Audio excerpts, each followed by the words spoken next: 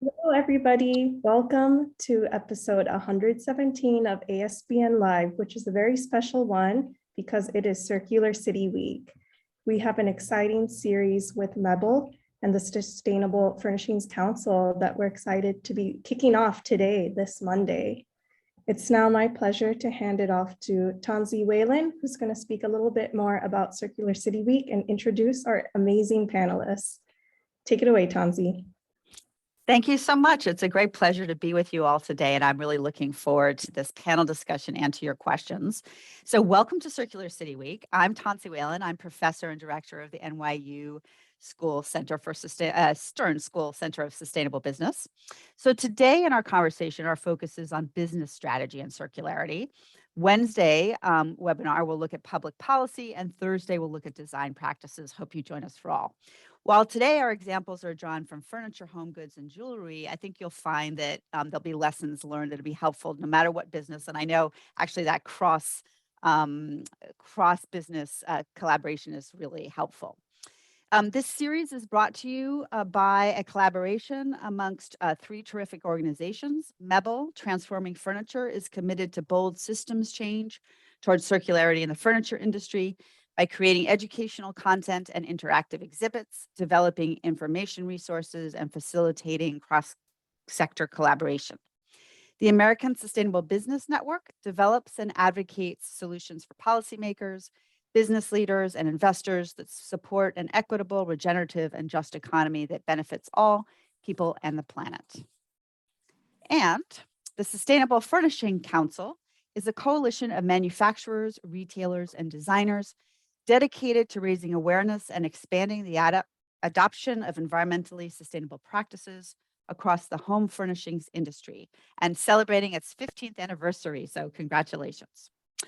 So today we have an all-star lineup of panelists who live and breathe circularity, sounds like fun, and can share what they have learned about driving change from within.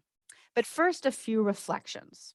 So currently, economic development aligns with more natural resource use and more waste generation. When you look at countries as they move up the economic development scale, they're using a lot more stuff, they're wasting a lot more stuff.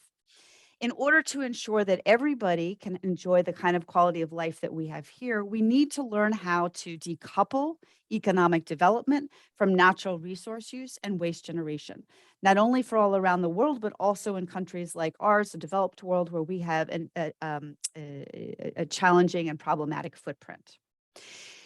Circularity holds the key. When you look at the Circularity Gap Report, for example, you see that we are currently only reusing or recycling 10% of all of the materials that we use each year, which is crazy. In many of your pre-questions, you asked about the business case for circularity. Accenture's done a really useful study that has identified about $4.5 trillion in business opportunities in circularity. And as you'll hear from the speakers, at our own research at Center for Sustainable Business, we have found that circularity drives financial benefit through operational efficiency, risk reduction, innovation, and sales and marketing. That operational efficiency piece is really interesting because people tend to approach waste and pollution as just a compliance issue, that basically you're buying more than you need to pay to dispose of what you don't need, right? So the very definition of an operational inefficiency, we found for one automotive company, their waste reduction strategies, including things like recycling paint and solvent, saved them about $235 million per year. All right, so with that little teaser, I'm excited to introduce you to three amazing leaders in home and consumer goods space. Jennifer Gutman, who is the head of sustainability and social impact at Williams-Sonoma and their family of brands. Danielle Jesnicki, who is the senior director of sustainability at Grove Collaborative, and Suzanne Vetillard, who is the CEO of Boma Jewelry based in Seattle, Washington. So we have an opportunity here to learn from three different brands operating in three different sectors at three different scales. So really exciting. Before we dive into discussion, I want to point out to the audience that we welcome your questions in the Q&A box. So if you could, please submit your questions there before we move to the Q&A section at 1:40. So now, let me move to my questions for our august audience. So taking a look at our panelists' circular economy journeys. Jennifer, Williams-Sonoma was founded in 1956. It's now a multi-channel specialty retailer of high-quality products for the home. How can large established companies begin their circular journey? What was your first step and where are you now? I love that question. We talk about circularity for furniture. You can imagine a couch looks really different than kind of the apparel case, or, smaller goods, where there might be more uniform categories or constructions or products. So a lot of our journey, it's always product centric. In some ways, on the kind of responsible materials journey, we sort of started that foray into circularity. Incorporating more recycled content into our primary materials from cotton, polyester, really partnering with those organizations like Reprieve that offer that recycled content. And then it began with kind of smaller pilots, right? We said, okay, if we have trimmings or waste, again, tied to that operational efficiency from some of our upholstery, how can we divert that into recycling streams, working with partners like Martex Fiber to then incorporate it back into the decking. And all this conversation kind of building stepwise, finding allies, finding those operational pain points. The same happened for some of our other pilots, finding a pain point of oversized returns or floor set or, second quality merchandise in stores and figuring out the right partnerships to kind of meet that operational need, but also drive circularity reuse. And it kind of culminated, I would say, more recently with the renewal workshop partnership that we did with Pottery Barn to offer Pottery Barn Renewed. But that's just really, in itself, the beginning of thinking about how we can scale this in a complex supply chain. When you think of a network of distribution centers and hubs that facilitates $8 billion in furniture, whatever you do at that scale has to be really able to be scaled to that degree. Great. Thank you, Jennifer. I'm looking forward to hearing more about the different programs in our next question. So, Suzanne, Boma Jewelry is a 40-year-old family-owned business.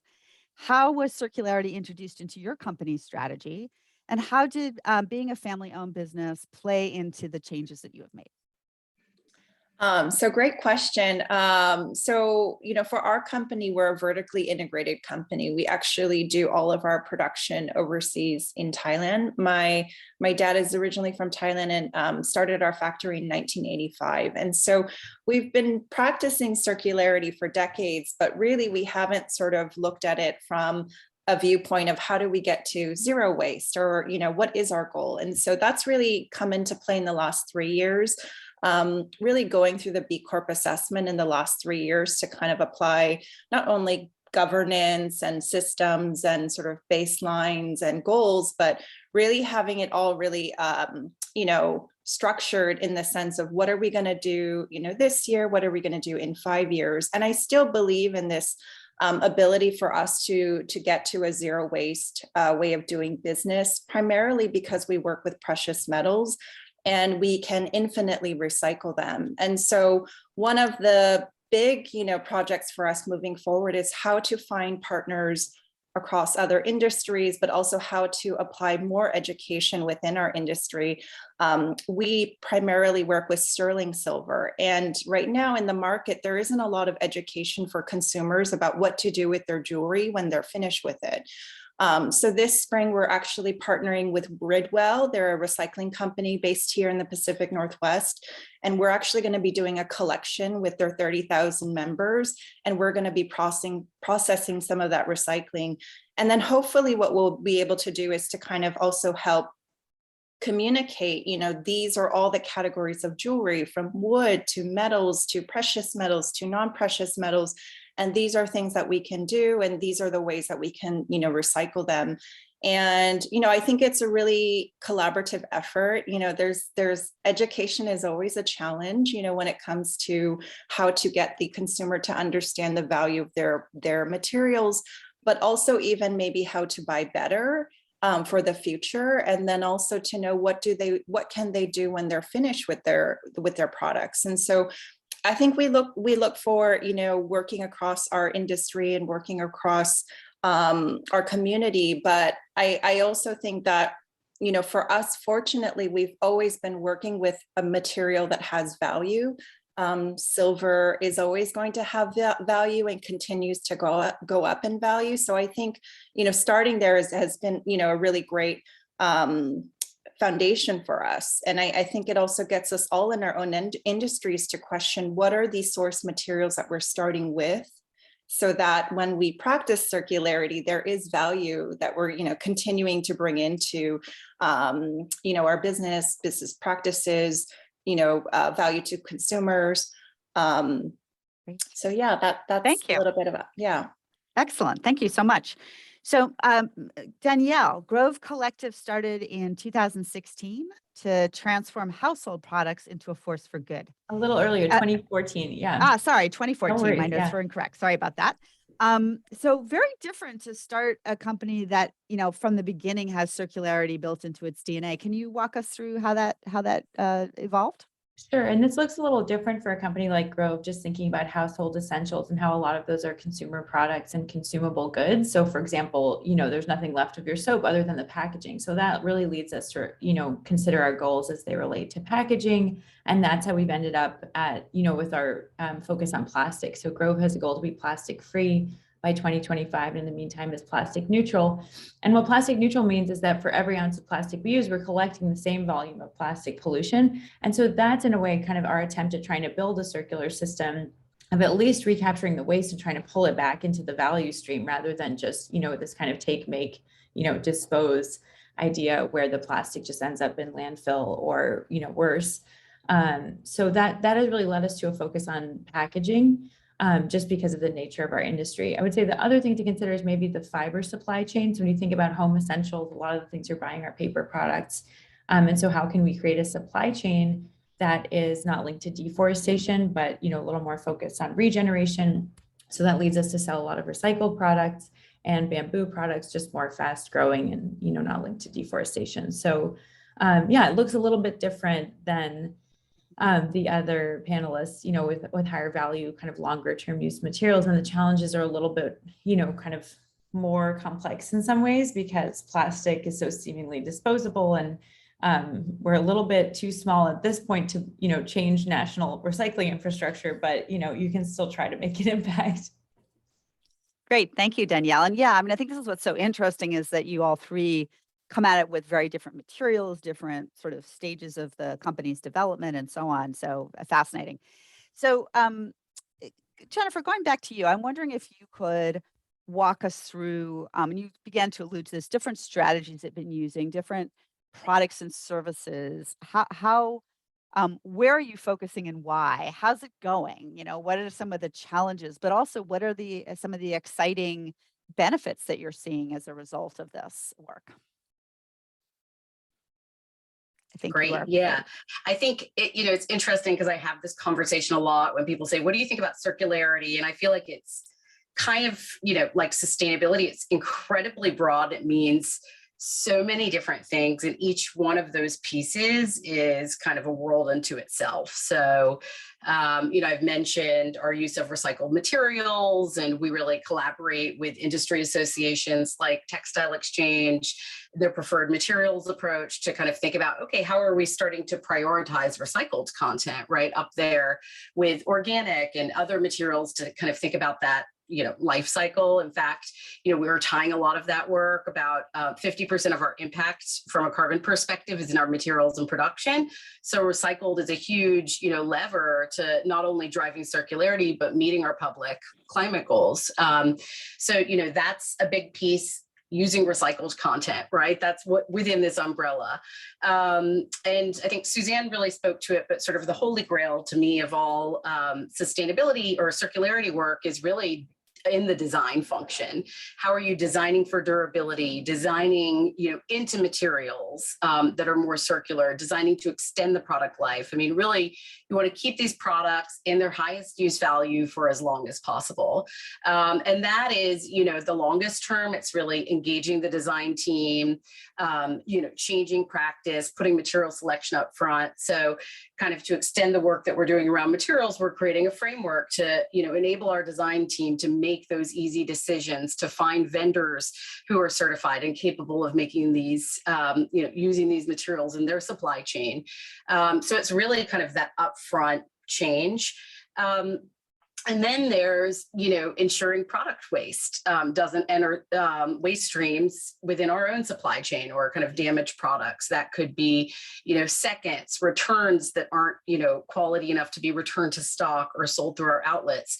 What happens to that product? And this is one of the areas where I'm incredibly proud. We have amazing partners all across the organization. And, one of the strategies that we've really had is to find our allies. So especially if you're in a large and complex company, find your allies and get their perspective. So we have amazing supply chain partners who've actually supported us and built a whole portal that we can track donations. So our distribution centers and hubs, when they have a trailer of product, we can kind of catalog it all in here, arrange for pickup with some amazing national partners like Good 360 and Habitat, and ensure that that product ends up in use rather than in landfill. And so that's, behind the scenes, it's a reuse story, and that in itself is a whole world. And then we talked about renewals. So also in that area, textiles, a lot of that we can build off the learnings of the apparel sector. Furniture is kind of a different game, but in our, bedding, other textile business, we can kind of look to those partnerships. So that's where our collaboration with the Renewal Workshop came. And they're really experts in repairing and cleaning, and then, being able to resell that to customers. And we launched a pilot with the Pottery Barn brand in 2020.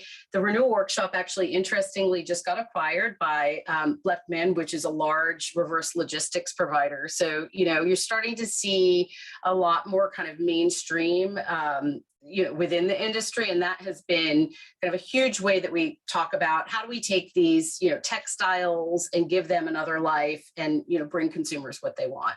And then, lastly, some of our other wonderful partnerships also from the operational perspective, as I mentioned, we've been working with AppDeco for, I believe, about 4 years. They're a customer-facing resale platform, and we work within our stores. So again, we found another pain point. We listen to our stores teams, our retail teams, and it's really about kind of not knowing all the answers, but asking the right questions.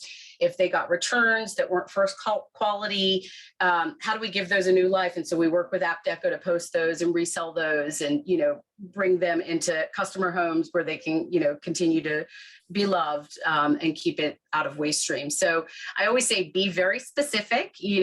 Don't use just a broad circularity moniker. Is this about design? Is it about recycling and those recycling partnerships you need? And just being specific to get that leverage. Think about programs that you can kind of pilot within a small subset and then scale those learnings out, because there are just tremendous learnings and you need partners across the brand. And then, in a lot of these, we've captured all of the waste savings, right? We capture revenue. And I know and come back to that because I'm going to talk about the business case next. Great. So great. Okay. Great. So a lot of the, making that business case so that it's not just a sustainability play. And, the other piece of this is associate engagement. I mean, particularly the people who work in our supply chain. And I mean, you want to see the products end up in, homes that love them or in recycling streams. You want to kind of bring yourself to work and feel like you're living your values. Great. Thank you so much, Jennifer. Really exciting and so complicated. Very. So yes. So Suzanne, you talked a little bit, actually, one of the themes that Jennifer had was working with partners. You talked a bit about that. Love to help us understand kind of what does this look like in your, your products? How are consumers responding to it? What are some of the challenges and opportunities for you as you move forward with your circularity approach? Yes. So, what I'm very excited about is, when I think about things 5 years ago and we were looking for partners, or we were looking for more information, or we were wanting to do something and we wanted to see models of how that was being done, there really wasn't a lot out there. And I think today there's just so much more, in terms of whether it's outside of our industry or within our industry, but I think there's also an interest from our end consumer. For us as a 40-year-old company, we have people who have bought our jewelry 30 years ago and who are coming back to us and asking us, how can I repair this, or can I recycle it back to you? And so those are all the things that we are kind of naturally, organically doing, but we're hoping to really put into like a larger program. So it really does become a part of our circularity, vision, where, you buy a piece with us and you can always return it, and infinitely we'll recycle it back and it'll become a new piece. And so I think that's really exciting from the customer's point of view, and the customer journey is we are already doing a lot of these things behind the scenes. We are continuing to, improve every year. But when it comes to our product and our consumer, we want them to buy these products because they're beautiful and they love them and they make them feel good. And we want our customers to trust that we're doing these, we're practicing our business in the best way possible, but we don't expect them to buy them just because we call them sustainable. And so that's really been something that I've learned, in the last 5 years, is that it's very important for us as a company to have, a vision with sustainability in mind. It's why we're a B Corp. It's why we became a social purpose company, where we actually have the written bylaws that says that we're legally required to consider social and environmental policies into our everyday decision making. That's very important for me, especially as a family-owned business. But I think on the front side, we have to make it not only fun, but accessible to an end consumer to be a part of this journey with us. Otherwise, we're just going to always be sort of on, two sides of the line. And so I think that's something we're still working on. But, for us with jewelry, we are upcycling dead stock. We're finding ways to take, discarded pieces of stone and then reset them into new blocks so they can become, new pieces of jewelry. So there's many different ways for us within our industry to practice circularity within the design. But I think communicating that to an end consumer is, really important. Not only why it's important, but why it's beautiful, or why it's cool, or why it's more fun to wear. And so it's bringing the consumer in, I think, is that's going to be for us where we find success, and a ability to continue growing with this. Great. Thank you so much, Suzanne. So Danielle, you, with circularity kind of in your DNA from the beginning, I imagine there's been a lot of innovation required. And with that, a lot of challenges and also opportunities there. I wonder if you could walk us through kind of what's been the biggest surprise, what's been, sort of some of the insights that you could share with people who may be thinking about this. Sure. Well, those are kind of, I think, say the biggest surprise. So our plastic goal and some challenges of circularity, when you start to think about it, in some ways run into each other, because in a lot of ways, like if you think about, we are sold at retail, but we're traditionally an e-commerce business. So the idea is you send your home essentials, kind of on a monthly basis. You move away from like the click and purchase constantly boxes coming to your house on Amazon, and just like a more considered, whether it's monthly or subscription, however often you purchase.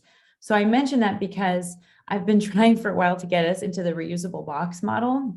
And if you know anything about boxes, if you want to reuse them, they're not going to be cardboard. And so you start to run into a challenge of materials.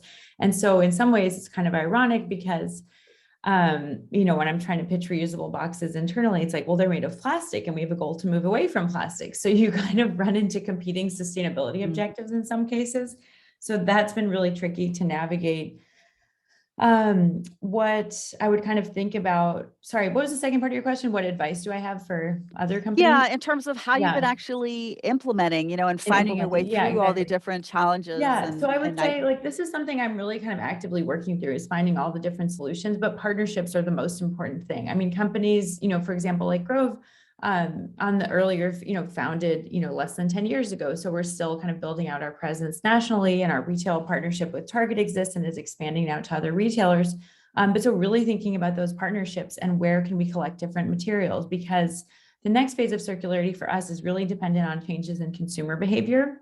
And so, hopefully we can move consumers into products that don't require packaging. For example, our plastic-free line of personal care and shampoo and conditioner called Peach. And I'll do a plug for the kids line because I really feel passionately about the kids products because you're modeling good behavior for kids. So that's kind of an ideal, right? So then there's going to be a handful of other products that we're still in plastic or we're still in, aluminum, and maybe you don't have access to aluminum recycling. So we're depending on consumers to, kind of adopt some kind of behavior change, whether it's a partnership we put in place with Recyclops, we take back some kinds of packaging, but you have to mail it back to us.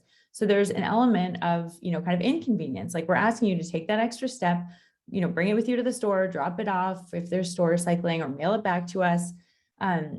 So that's kind of another step. And those things work better if more brands are doing them. So I would say partnership with values aligned brands and retailers is really going to be critical for us in the next phase of circularity. Great. Thank you so much, Danielle. Really helpful. So, Danielle, I'm going to stick with you and do the reverse order here. So, one of the things that I know people have had a lot of interest in is how do you make the business case for internal stakeholders if you want to scale up investment in circularity, right? What are the benefits that you've seen financially and other benefits that maybe aren't so easy to monetize? Yeah, I mean, I would say generally it's not so easy to monetize and it's not so easy to do. I mean, I think I previously came from Williams Snow, where I worked with Jennifer and I worked on the renewal workshop, and my experience there with that partnership is you need a champion. You really need an executive sponsor to drive this through, because in a lot of ways, the financial case is a longer term one, right? Like you're making a brand investment, you're counting on media impressions. You're kind of hoping to lead the way and have your consumers consider you a sustainable brand. So in a way, it kind of reinforces all the work you've done on sustainability, but the payback isn't there immediately.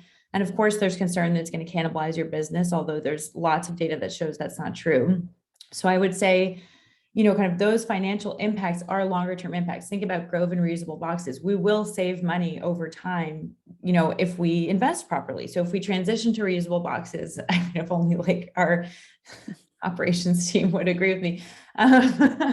Like if we transition to reusable boxes, they're more expensive in the short term.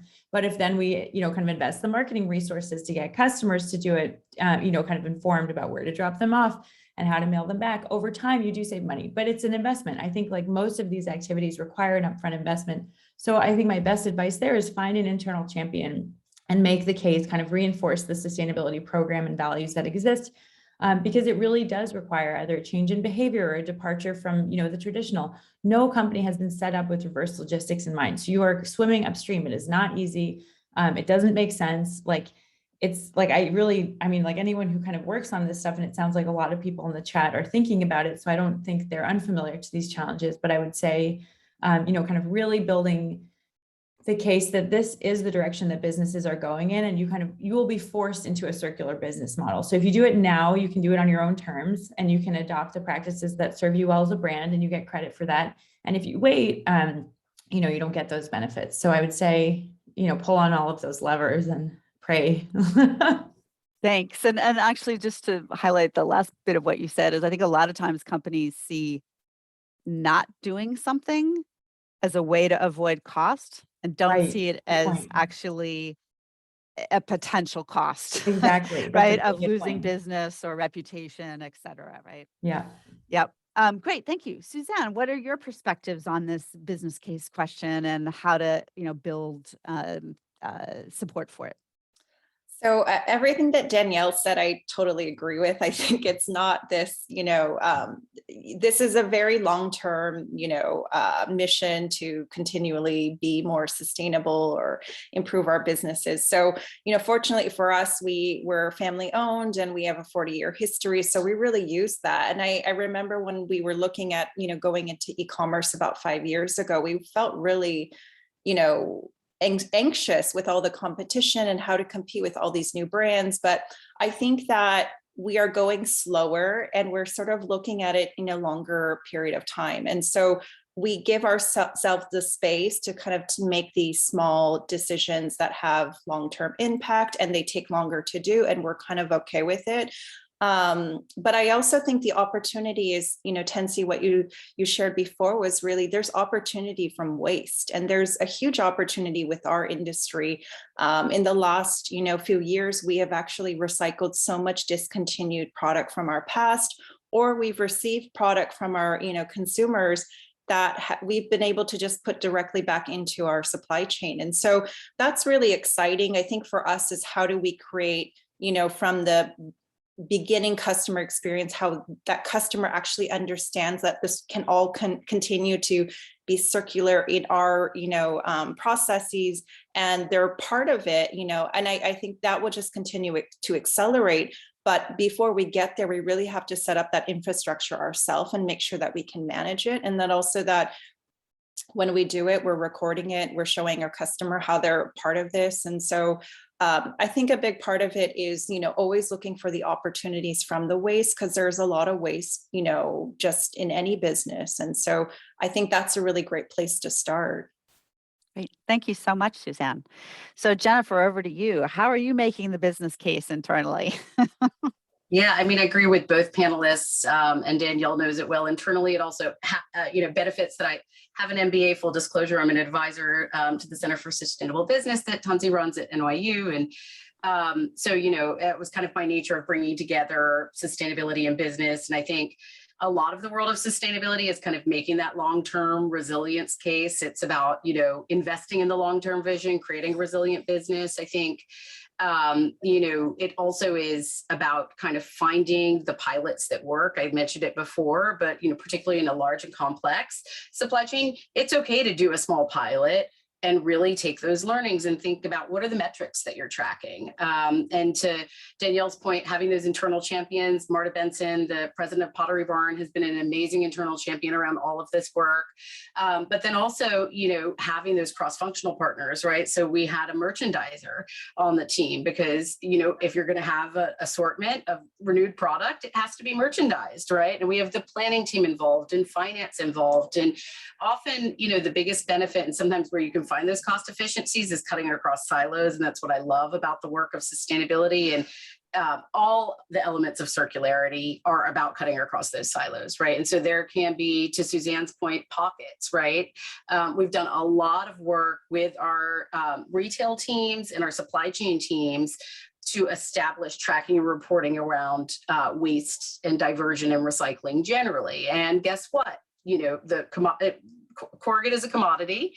If we have the same good practice that allows us to divert products into, reuse streams and corrugate into recycling, we not only save on the waste, so we can capture that delta of savings, but we also earn more rebates as a company. So just sometimes finding all these different pockets of information. I mean, one project is our procurement team manages packaging purchasing for the stores and our waste providers, but our supply chain operations does the operational side. So bringing all these different partners with our merchandising teams and the brands and the planners and finance, you sometimes can, really identify that sweet spot. And I always, as a sustainability professional, try to find that pilot that's going to, have a good return or a good savings. And, on top of that, there's the goodwill and other things that you can measure, but there can be some tangible pieces by just connecting those silos within a company and putting it all together in kind of a clean reporting that drives the type of behavior that you want to see and you can build more of. Thank you so much, Jennifer. And I just want to underscore that too, because in our work with a variety of different sectors, from automotive to apparel to agriculture, we're finding that companies aren't actually tracking the return on their sustainability investment. They're tracking ESG and they're tracking finance, but not how the two relate. And you have to cut across silos to be able to do that. One other point for people listening, finance does not actually track avoided cost. And avoided cost is a huge element of circularity and making decisions about ROI. So to be able to make a full case around the total financial benefit, you need to be able to work with finance to demonstrate what costs you're avoiding in terms of new materials, in terms of energy, in terms of water, et cetera, right? Otherwise, they won't be tracking it and building it into the ROI analysis. So just a little aside there. All right, we have 5 minutes before we turn to questions from the audience. So I'm just going to ask you each 1 minute, just a lightning round. What's your, sort of, you just say top of the mind, if people on the call really want to be leaders in circularity, I mean, you've given a lot of good insights, but sort of bottom line, what do they need to do? What would you say? And Suzanne, I'm going to kick it off with you this time. Okay, that's great. I really quickly, I think it's really that you have to have a long-term vision, and you need to have the top person who's a champion for this, because I think no matter what you do and no matter how many wonderful solutions you find and opportunities, it needs a lot of support, because it's a very different way of thinking from how we do business today. And so it really requires that sort of hope, inspiration, and vision to make these things happen. But I do think that there is a very, very strong business case for all of this. I think we're all coming to it with this, sustainable and ethical vision for doing things better. But I think this is just really the way that business is going to be. And so having that support and having that long-term vision to know that we can't fix everything that's so broken in 1 quarter or 1 year, knowing it's going to take time, and giving ourselves the space to get there with those, samples or examples of how you can, mock it up and try it and expand it. I think that's really what's required. So you really need the time and the people to make all of these things work together. And hopefully if your organization has that, then I think you can definitely improve and be better and, continue to build from that. Thank you, Suzanne. Jennifer. I'd say, what makes sense for your business? The best circularity or sustainability strategies are embedded in your core business. They are, are part of your competitive advantage. They're core to it. It's part of your overall strategy. So what makes sense for your business? Start with design, even if that's kind of your longer term objective. Start bringing the design team along, find your champions internally, think about then how is this embedded in the basic business process, and then really find and vet the right third-party partners. That makes a huge difference. You need that partner that's a right fit, but it has to start with that overall vision. Great. Thank you, Jennifer. And last word, Danielle. Fortunately, I was going to say something very similar, but I'll ground it more in kind of ESG terms, which is it has to be material to your business. So grounded in materiality. And then even if you're not successful at your first attempt, you'll keep coming back to it because it's central to your business. Kind of miss working with you, Jennifer, because we think so similarly. But yeah, I don't think there's any better way to do it. So I think the advice, the practical advice is don't chase down things that are kind of highly consumer facing if they're not material to your business. So, a textile brand chasing down like the tiny poly bags, like sure, change your packaging, but know that you need to address your supply chain, your textiles, like your large kind of impact items. Otherwise, it's a little bit of window dressing. So it really does need to come back to kind of your central impact, and it needs to tie to your sustainability program, and it all kind of needs to be reinforcing. It can't be like a nice to have over here. It all needs to kind of, be kind of one comprehensive business case for sustainability.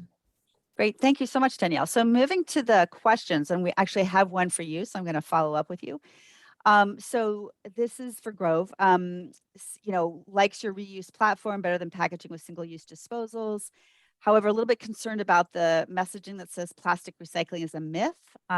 He's saying, or she's, whoever, the person saying they understand the myths, but could it be misleading for the public? We still want them to recycle plastic. This could deter them from recycling any recyclables. Can you touch base on this and why you chose So to give people context, our whole we have a big brand campaign saying plastic recycling, only 9% of plastic gets recycled. Plastic recycling is a myth, so on. And so I think that, we've had this conversation internally. I've brought that up. And I think ultimately where I fall is what we're trying to dismantle is not proper recycling packages. It's the expectation that if I buy something in plastic, it's fine because I can recycle it. The reality is, most materials are not recyclable. Number one, number two, plastic, sure, it'll get recycled 1 or 2 times, maybe, depending on where you live. And if you took the label off, and if you separated the pump, and if you cleaned it out correctly. But the reality is recyclables are really dependent on commodity prices. It's, kind of uncertain. We serve a national audience. So it's not like we're just shipping packages to San Francisco where we have a great recycling system.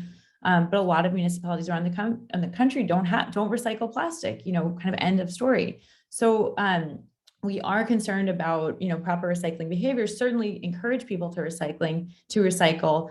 But, at the end of the day, trying to reinforce habits that move away from this model of single use and consider a reuse model. So how do we kind of change behavior and change expectations around the fact that all of our consumables need to come in plastic bottles, because like, oh, no problem, I put it in my recycle bin and I wish that it turns into a new plastic bottle and that happens forever. Okay, that's not going to happen. So like, let's think about what's next. So ultimately it's just, I would say a message about household, a message about kind of the reality of materials and material life cycles. So hope that answers your question. It's not perfect, definitely not perfect, but best available solutions are kind of my mantra these days. Yeah, absolutely. Thank you. So here's a question for anyone who'd like to answer it. How does a company drive change in consumption behavior? And I think all three of you deal with that. So I'm happy to hear from either Jennifer or Suzanne, since we just heard from Danielle.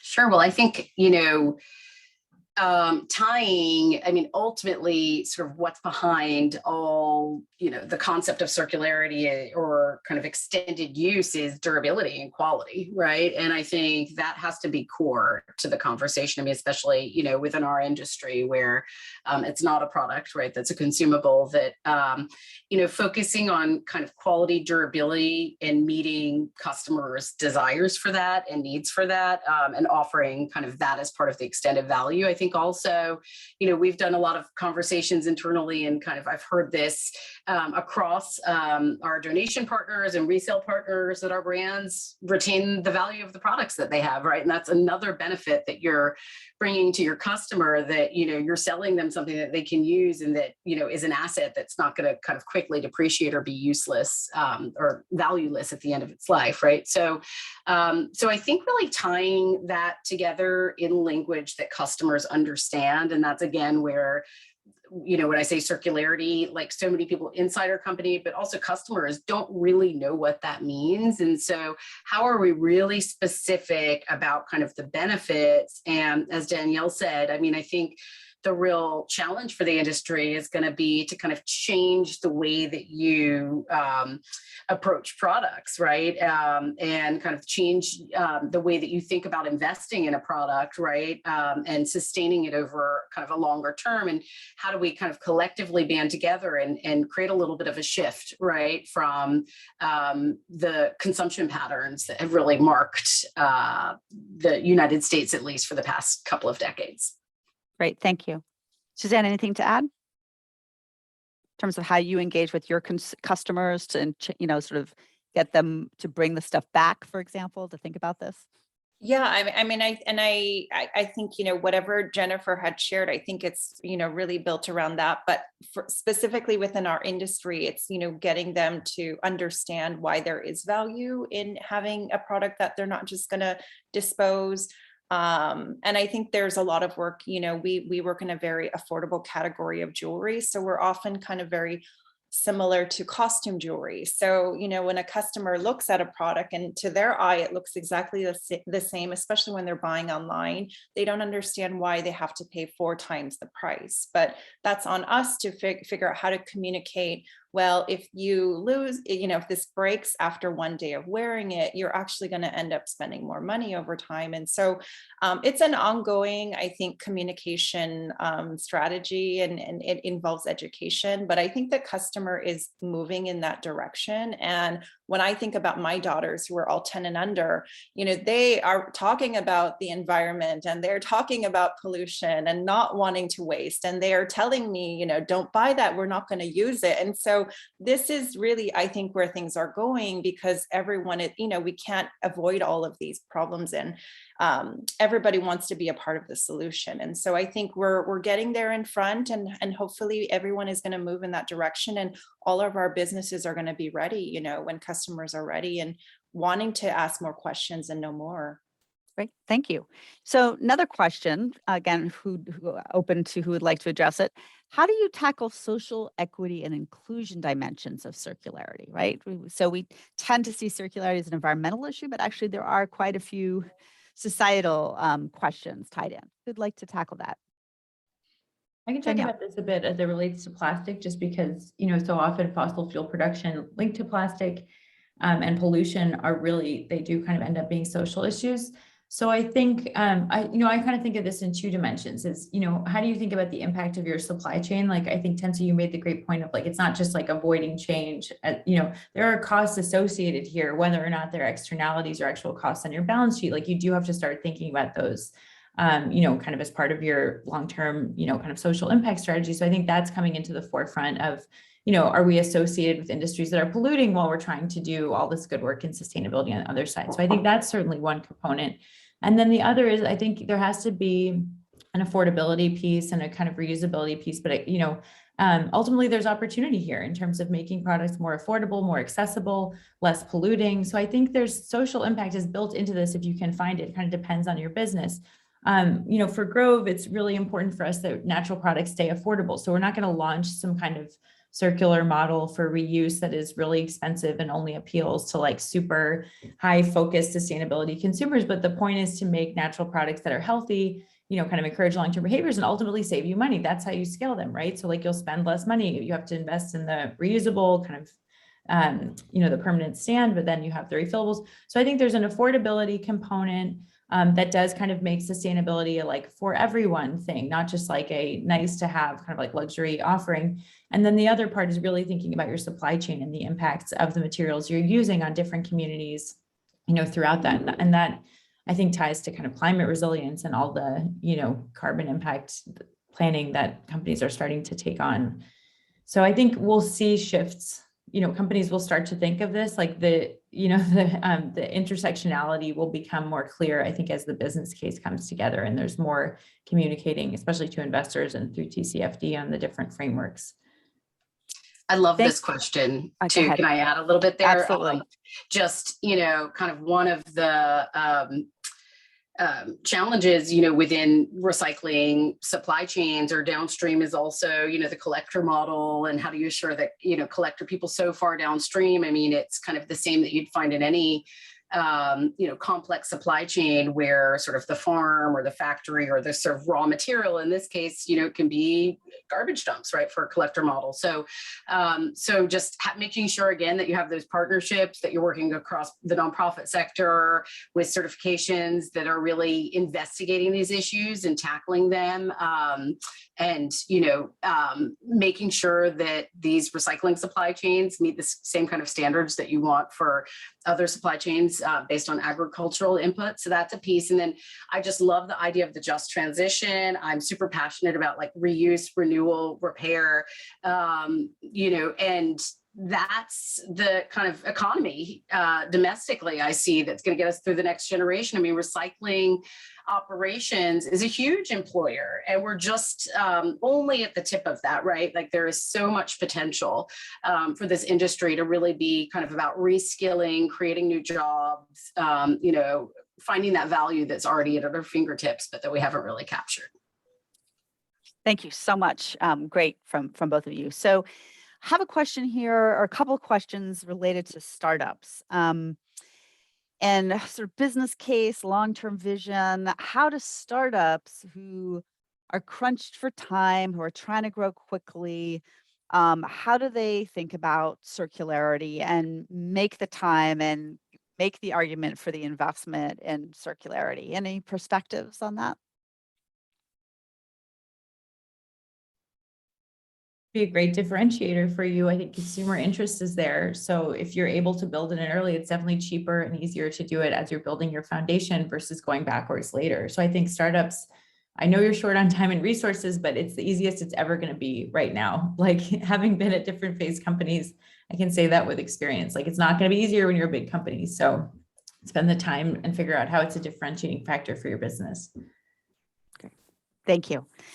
I think this one is for you, Jennifer. Have you encountered any pushback from senior decision makers around starting with a pilot? Imagine a lot of brands wanting to move too fast, too quick and go for a full-blown program, but without laying the groundwork. But on the other hand, how do you scale learnings from the pilot? Are there some challenges to that? I have a whole kind of treasure book of techniques that I've used, but yes, basically the job of a sustainability professional is overcoming, challenges, resistance, pushback, And also just real obstacles, right? You can have kind of top level buy-in, but there's still tremendous operational details, right? For a lot of our renewal first pilots, it was a manual put aside. Now for, a massive supply chain like ours, that's not scalable, right? So you need to bring your technology partners along and build in logic for your returns processing software. You can segment the product that's a fit for renewal or for recycling or for donation or resale. So, our job is always about kind of marrying that complexity. For something that's customer facing and kind of a big announcement like that, you need that, brand buy-in, but it started smaller, and Danielle spoke about it. We started on just kind of an assessment of what was possible in our supply chain, right? So first you ask for maybe small funds to fund an assessment, you bring those findings back, and then you have a conversation. It's really about bringing the different stakeholders along on the journey. And we've done this not just in circularity, but in our worker well-being work, right? We did a small pilot for vision, and we, understood the metrics and understood the benchmark and said, okay, 56% of our workers in factories need some kind of vision services. And then you use that as a proof case to make a bigger ask. So, is it a study? Is it a small analysis? Is it just a microsite? Is it a pop-up? Think creatively about how you can build something that has minimal resources where you can really track metrics, show performance, and then use that to make a bigger case. Great. Thanks so much, Jennifer. Suzanne, a question for you. What's key to keeping products affordable as a company goes circular? How do you do that? Yeah, that's a great question. I often find people assume that sustainable products are not going to be affordable or going to be less affordable. And so I would say, I only speak to our company, but a big part for us is the fact that we produce our products and we're a vertical company. And so we're able to kind of, bring the value to the end consumer. I think that, when it comes to the value behind the sustainability work that any company does, I think it really has to be, not only the fact that you're sustainable, but you have to have a good product and you have to deliver good value. I think it's the basic business principles. If you can do that in a sustainable way because you've continued to innovate or you've been really creative, I think that just demonstrates your long-term vision as a company, and it really shows where you want to go in the future, which is in this direction. And so there's so many factors operationally, financially, big decisions that really deliver that value to the end consumer. But I do think that, it's not one thing or even 100 things. I think it's 1,000 things, and it's, constantly adapting and changing to that. I would say for us, I've been really fortunate that we've already, started along with a product and material that does have value. I think if you are in a business where you're really considering where is the true value of the product, that's where the innovation and creativity has to come in. Maybe there's a service aligned with that product or material, but I think it always has to be in service of making something better. Not something that's disposable or, just has sort of an empty kind of consumer relation. I think that's where I think businesses really have to look, not just for sustainability, but just a better product and service for where we all want to go. Great. Thank you so much. So one last question before I turn it over to Michael. So one of the audience members asked, what kind of consulting service, or do you use consulting services and frameworks to assess things like the return on sustainability investment or other aspects? So in that case, the audience member was particularly interested in what tools do you use to understand the financial benefits of circularity?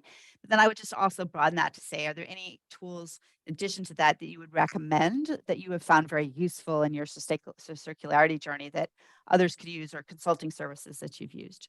So open up to whoever would like to tackle it. I can just jump on real quick for any independent startups or small businesses. I do think the B Corp assessment is a great free tool. So anyone can use the assessment tool, and there's the 5 categories: community, workers, governance, environment, customers, and those are all really great, pockets and places, areas to start. Even if you don't want to become B Corp certified, you can just do the assessment to understand where you stand. And I love to recommend that to anyone who just wants to understand, you know, what can I do? Where do I start? Great. Thank you. Danielle? Yeah, I think that's really good advice, Suzanne. We're also B Corp, and I didn't realize, yeah, I didn't think of connecting the dots there. I think it's a really useful framework, because I was about to say we don't use any, it's like, you know, kind of me in an Excel spreadsheet trying to make a case for it. So I'll stick with Suzanne's answer. Okay, thanks. And Jennifer?